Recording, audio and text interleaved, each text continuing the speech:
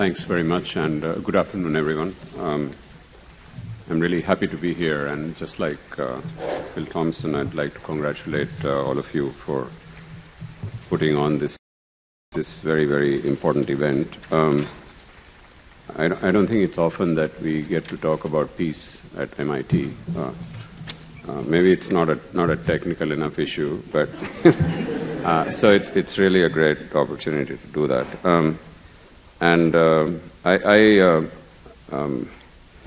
Unfortunately, my presentation is going to be, it will be technical, but it's about human rights. So I was asked to speak about the international standards that can be evoked by people and communities in Colombia to claim their human rights, the human rights that have been so systematically taken away, and how the international community can assist in the process. So I want to begin by referring to one of the principal standards in the UN that contains a very detailed reparation framework for the recovery of human rights. And these are called the Basic Principles and Guidelines on the Right to a Remedy and Reparation for Victims of Gross Violations of International Human Rights Law and Serious Violations of International Humanitarian Law.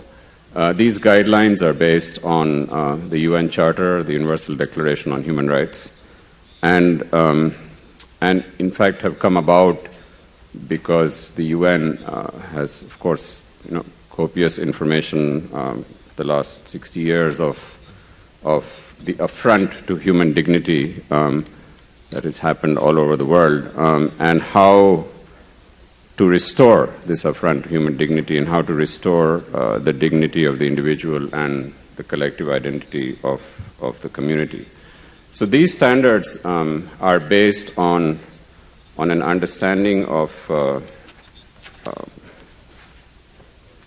on a reparation framework on restitution, compensation, rehabilitation, satisfaction, and a guarantee of non-repetition.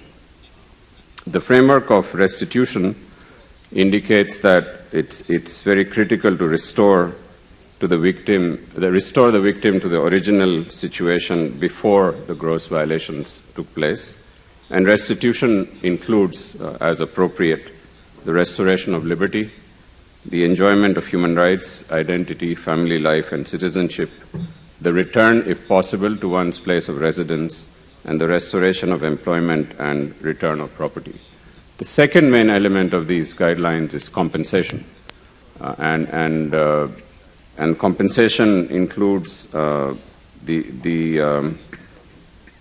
compensation for physical or mental harm, lost opportunities, including employment, material damages, and moral damage. The third component, is very important, is rehabilitation, including medical and psychological care, as well as legal and social services.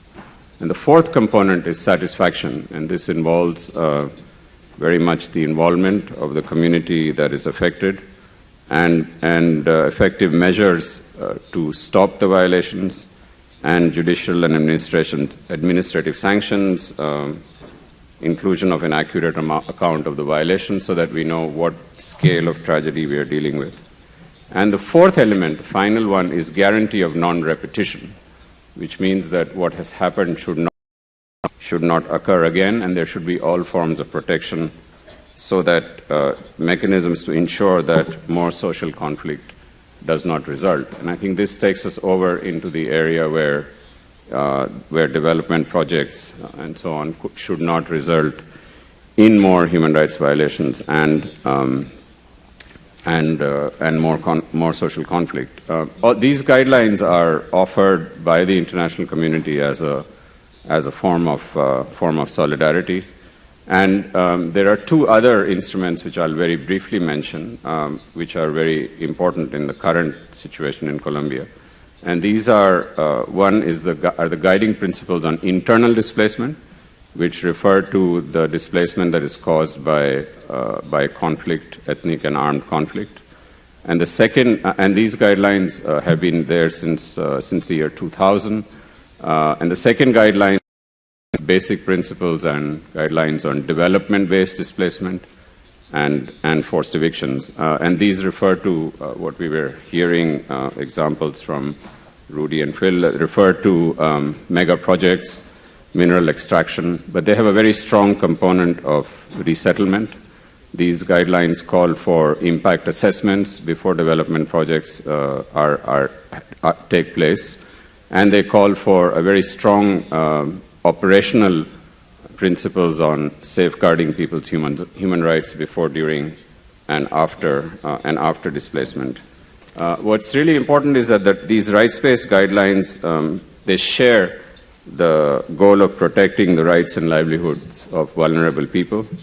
They both highlight, all three of them actually highlight the differential nature of the impacts of relocation. They work to defeat discriminatory practices. And the differential aspect is a very critical component of the human rights work. So when we talk about, we've already heard about the Afro-Colombians, about the indigenous, about women. And as I mentioned, they are sequenced in three phases: before, during, and after.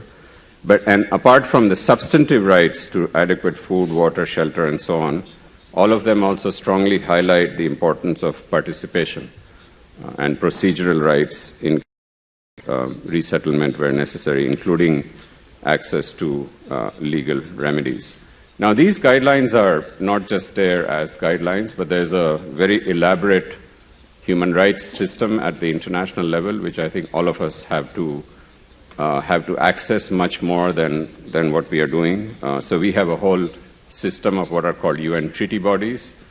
These are monitoring mechanisms for instruments such as the Convention on the Elimination of All Forms of Racial Discrimination, the Covenant on Economic, Social, Cultural Rights, on Civil and Political Rights. And these treaty bodies have actually issued very, very powerful, very strong, very incisive recommendations for the Colombian government, both for the government and for non-state actors. Then you have the whole sort of body of mechanisms called the UN Special Rapporteurs. So we have special rapporteurs not only on extrajudicial and summary execution, torture, so on, but also on food, on housing, on extreme poverty. And these are the rapporteurs that need to be called on missions to Colombia. They're the ones that need to be reached out to in case of violations. And then there's a very recent process which I wanted to point out, something called the Universal Periodic Review at the UN Human Rights Council. So this is a peer review process where all member states of the UN, their comprehensive human rights record is being monitored and assessed by other governments. And again, Colombia has already taken part in this. There are very strong recommendations that have come out of the Universal Periodic Review. And Colombia actually has a range of UN agencies that are working in the country. I don't know if many of you are aware of them. You have perhaps the largest offices of the UN High Commissioner for Human Rights, the UN High Commissioner for Refugees. They have field offices all over the country, and there's a great deal of work going on, including supporting the work, including supporting investigative work being done by civil society organizations. So all of these need to be taken advantage of. But of course, these standards are there, the UN system is there, but the question really before us is how do we move from these recommendations and these standards to their implementation? And I think here I wanted to just make a couple of remarks that I think it's time in Colombia now to not only talk about peace, but to move from peace to talking about human rights. So say there are millions of people in Colombia right now. I know we are very focused on conflict and violence, but there are millions of people who are not living in a situation of conflict. That's in the cities particularly. And we need to look at what type of development they need. We need to look at what are the standards that would apply. We need to look at how they can be, taken away. I was in Bogota recently, and I saw so many people, millions of people across the city, living in horrendous housing and living conditions, living in very poor conditions, and nothing is being done about that. So we need to see how social and cultural rights can be protected and can be where we can move towards the realization. So we need to move, I very strongly feel we need to move from a victim perspective that only focuses on violations of human rights to a rights holder kind of a perspective that focuses on entitlements, that focuses on participation of communities. And for far too long, and I know this might be a controversial thing to say, but I think for far too long, the attention of both civil society organizations, UN agencies, the international community has been on conflict.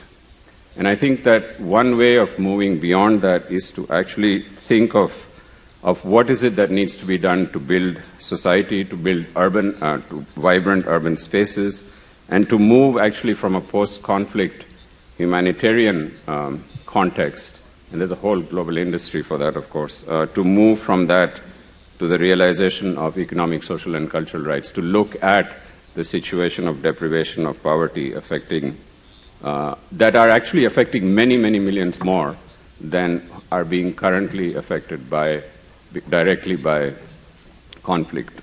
So I would argue very strongly for a positive notion of human rights, and there's a great number of people and institutions at the global level who are willing to support and help with this. I can say from the Displacement Research and Action Network at MIT that we have already made a commitment to work in Colombia, to work with civil society groups, to carry out, where required and where we are requested to, of course, training and other work so that we can move from the peace process, from the peace stage to the stage of the realization of human rights. Thank you very much.